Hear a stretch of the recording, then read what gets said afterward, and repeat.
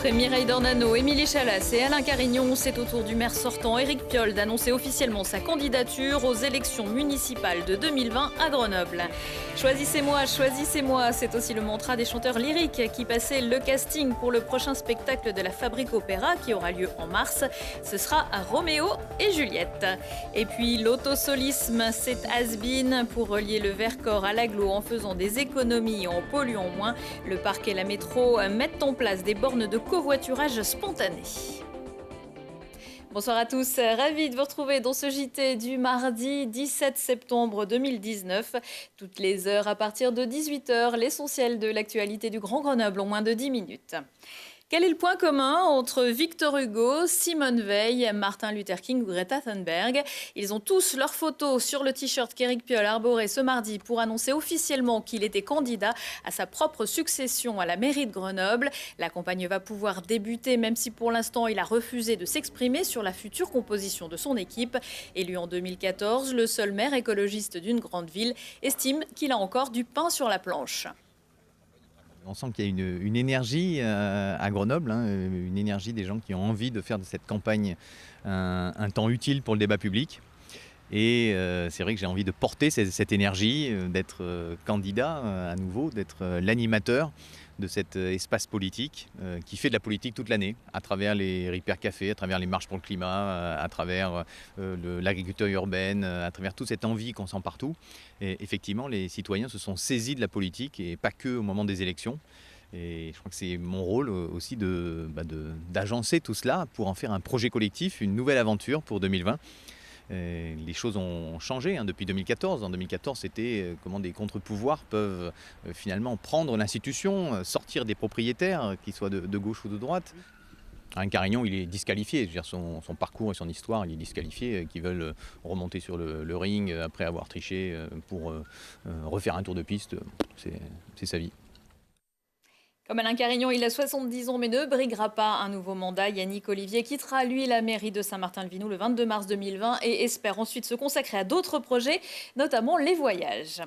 Bien loin de la politique, c'est des origines de l'humanité, rien que ça, dont il sera question jeudi soir sur le campus de Grenoble grâce à une conférence conjointe d'Yves Coppens et Michel Brunet. Le premier a découvert en 1974 en Éthiopie le squelette de Lucie, âgée de 3,2 millions d'années. Le second a exhumé en 2002 au Tchad les fossiles de Toumaï, 7 millions d'années. Ils retraceront leur découverte et leur théorie dans l'amphiveille à partir de 18h. L'entrée est gratuite, mais l'inscription est obligatoire. La semaine européenne de la mobilité, on est en plein dedans et mercredi, ce sera même la journée nationale de la qualité de l'air. Parmi les bons gestes à adopter en cette rentrée, le covoiturage, parce qu'à deux, au moins, c'est mieux. Pour simplifier les démarches, la métropole de Grenoble et le parc du Vercors s'associent pour proposer des bornes de covoiturage spontanées réparties à 15 endroits différents, comme par exemple ici à Cessin. C'est un peu la version moderne du carton de l'autostoppeur. La pratique finalement du covoiturage, donc de l'autostop, une forme d'autostop, en l'organisant, nous a amené à réfléchir à ce projet dans le cadre d'un appel à projet national, à imaginer qu'ici à Cessin, mais également à Sassenage, nous puissions avoir des lieux où puissent s'arrêter des véhicules qui se rendent dans une des deux directions, dans lequel la personne qui a besoin de se faire transporter indique précisément par un écran lumineux: je vais à Villard-de-Lans, je vais à Saint-Nizier, je vais à Clé, je vais, etc., etc., de façon à faciliter la vie de l'automobiliste qui peut prendre tout simplement un autostoppeur. Alors l'enjeu de l'intensification du covoiturage, d'abord, c'est de limiter l'usage des véhicules, donc de diminuer la densité, j'allais dire, au kilomètre linéaire, et de faire en sorte qu'à cette occasion, eh bien, les gens se rencontrent, créent du lien, que le déplacement ait lieu, et qu'à terme, on ne se retrouve pas avec des ribambelles de voitures qui filent les unes derrière les autres, aux trois quarts vides. Je dis aux trois quarts parce qu'en moyenne, c'est une personne sur quatre. Et qu'à terme, toujours pareil, on arrive effectivement à créer un moyen parmi d'autres, parce qu'il y en aura d'autres certainement, ce n'est pas le seul, mais c'est un moyen, et que les gens puissent choisir en toute clarté. L'usage des bornes est gratuit. Le passager peut décider de participer aux frais du conducteur, mais il n'y a pas d'obligation.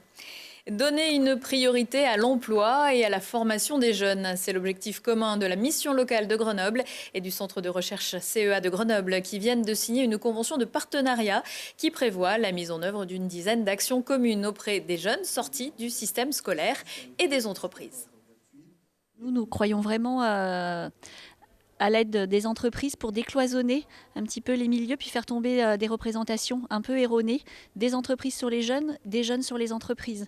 Donc si les entreprises ne sont pas à nos côtés, on a beau, nous, professionnels de l'insertion, parler avec nos jeunes, leur dire l'entreprise c'est comme ci, c'est comme ça, rien de mieux qu'un collaborateur d'entreprise, qu'un professionnel qui a de l'expérience, de l'ancienneté dans ses fonctions pour pouvoir donner la bonne représentation aux jeunes et puis casser un petit peu les codes, etc. Donc c'est vrai qu'en mission locale, on travaille vraiment en lien avec les entreprises. Pour nous, c'est important qu'ils soient à nos côtés. Il y a déjà beaucoup de choses qu'on fait déjà sur l'apprentissage, sur les contrats d'apprentissage, les contrats de professionnalisation, l'alternance, l'accueil des jeunes, ne serait-ce que présenter nos activités pour évoquer pour provoquer de l'émerveillement parfois, qui dit tiens mais finalement j'ai peut-être une piste ou un chemin à faire dans la science.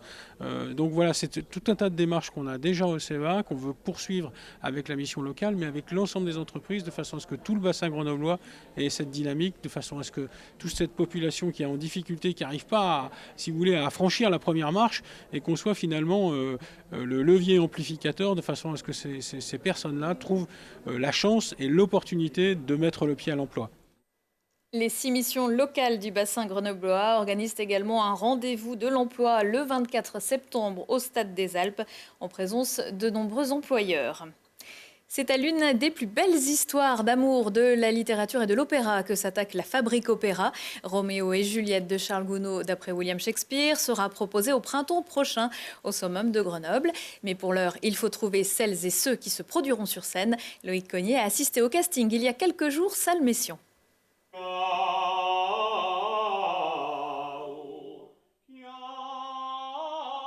Il a pris le train très tôt dans la journée depuis Paris et il est maintenant temps pour Ignacio de peaufiner les derniers détails de son audition, le tout avec une petite pointe de stress, non ?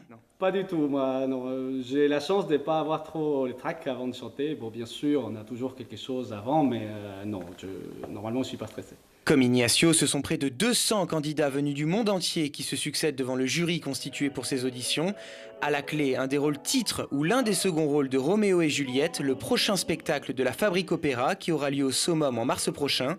Et si la barre a été placée haut par l'ensemble des candidats, le choix des 10 heureux élus se révèle encore plus dur pour le jury. Parce qu'à la fin, il faut que l'équipe qu'on choisit soit une équipe cohérente, ce qui fait que, évidemment, c'est tous des très bons chanteurs, mais peut-être que par-ci, par-là, il y a des chanteurs qui nous plaisent mieux, mais qui sont moins intégrables dans un collectif, etc. Donc la difficulté, c'est de retenir tout ce qu'on entend pour faire une équipe homogène avec des personnages qui puissent nous emmener dans le spectacle et nous raconter cette histoire incroyable. La qualité de la voix, les facultés techniques, l'aisance musicale, mais aussi la prononciation ainsi que la capacité à émouvoir sont autant de critères au moment de départager les différents candidats, sans rien laisser transparaître aux grandes dames de Ignacio qui vient de terminer son audition. Après, c'est difficile. Les jurys, ils essayent justement de ne pas donner de mauvais espoirs, mais en tout cas, j'ai joué et je crois que j'ai bien chanté, donc en tout cas, je suis content de mon audition. Pas de stress. J'essaie de rester focus et de rester confiant sur le travail que j'ai fait. Je pense que c'est la meilleure façon d'affronter une audition. Pour cet opéra, les costumes de chaque soliste et choriste seront encore une fois réalisés par les lycéens du lycée Argouges, l'occasion d'entretenir la relation historique entre l'établissement scolaire et les productions de la Fabrique Opéra. Les noms des artistes retenus seront connus dans une dizaine de jours. Les places pour Roméo et Juliette sont déjà en vente sur le site de la Fabrique Opéra notamment. Et puis, si votre grille-pain déraille, que votre aspirateur fait des siennes ou que votre imprimante boude, un nouveau Ripper Café vient d'ouvrir ce mardi à Grenoble. C'est le deuxième après celui de l'Île Verte. Le Ripper Café du 2 chemin Pinal sera ouvert tous les mardis. Des bénévoles expérimentés vous aident à remettre en état tout objet de taille raisonnable. Si la réparation est réussie, un don de 5 € sera demandé à l'association qui gère le Ripper Café. Chaque année, plus de 3000 objets de tout type sont sauvés de la déchetterie grâce à la dizaine de Ripper Café que compte l'agglo. Prochain rendez-vous avec l'actu dans 1 heure et en replay sur télégrenoble.net. Je vous souhaite à tous une très belle soirée.